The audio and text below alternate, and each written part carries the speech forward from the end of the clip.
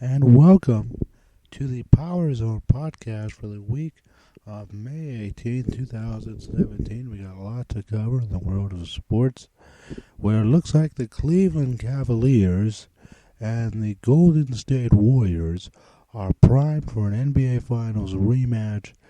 LeBron James and the Cavaliers steamrolled Boston in the opener, and through the first two games between Golden State and San Antonio, it really hasn't been close or competitive. So I say it's time for us to embrace the fact that the two best teams in the NBA are going to rematch for the finals. The Spurs may put up a fight, and I would never count Greg Popovich out of a game, out of a series, but it sure looks like Golden State has their number, and Steve Kerr isn't even on the bench coaching for them. Mike Brown is former coach of LeBron James. And, we're talking about a lot of stuff in this podcast today. What are my thoughts? The Yankees, their youth movement, Aaron Judge is 6'7". He's tall, and he makes the ball fly a long way when he hits it. He's gone on a tear this year, and the Yankees look like they may have a 96 Yankees movement again with young stars of players like a young Jeter and Tino Martinez won the World Series in 96 and carried a momentum where they ended up three-peating all the way up until 2000, and the only time the run was stopped was in 97 by the Marlins, who won in between those years. And this is a good week to remember. We've lost a voice today, one of the great voices of all time. We lost Chris Cornell, the lead singer of Soundgarden, one of the great voices of all time. And the crazy thing was, I watched him on CBS this morning, not even a month ago, performing his signature hit Black Hole Sun, and it was incredible. And the news that he is gone is so sad to rock fans all over the world. Soundgarden, Chris Cornell, one of the best voices of all time. He will be missed. Our thoughts and prayers go out to his wife and his children.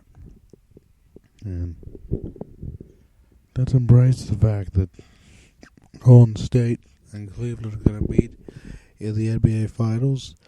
LeBron James, Steph Curry, again. We'll see if Cleveland gets revenge.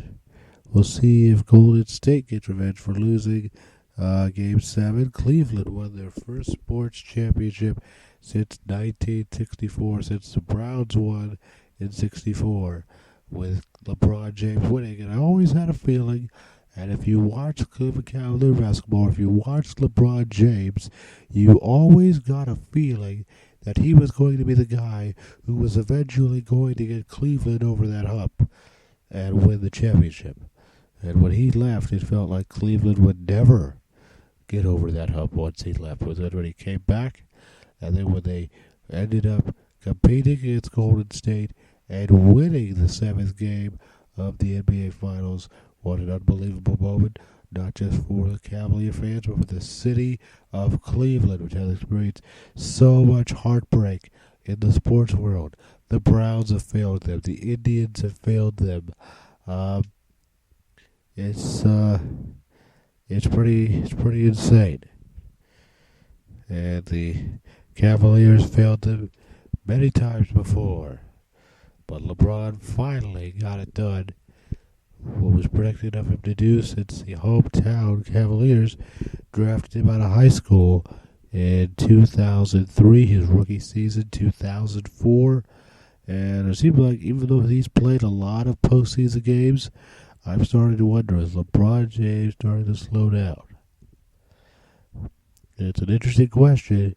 If he repeats as champions, and the Cavaliers repeat as champions, the answer is plainly put, no. And so we are going to take a look at that. And what an incredible NBA Finals scene we're about to witness. But one thing I want to talk a little bit about is it seems like in these pregame interviews now, Coach Greg Popovich and San Antonio Spurs taking time now to go political and rip Donald Trump.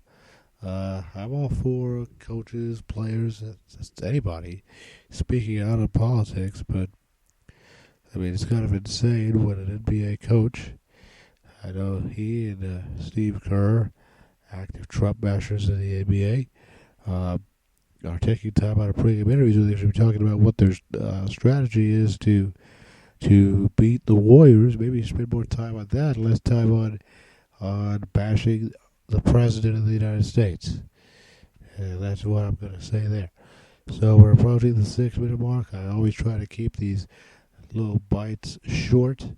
That way people can listen to them while they go, in their cars, while they're working out, while they're exercising. You don't have to sit in front of a screen. You can put it in your ears and listen to it on the bus, listen to it in your car. Always something that is very cool about the audio-only podcast world. And that's it. I'm going to sign off here. Power Zone Podcast, Facebook.com/PZN Sports. I am Joey Ashcraft. We will see you next time. Power Zone Podcast.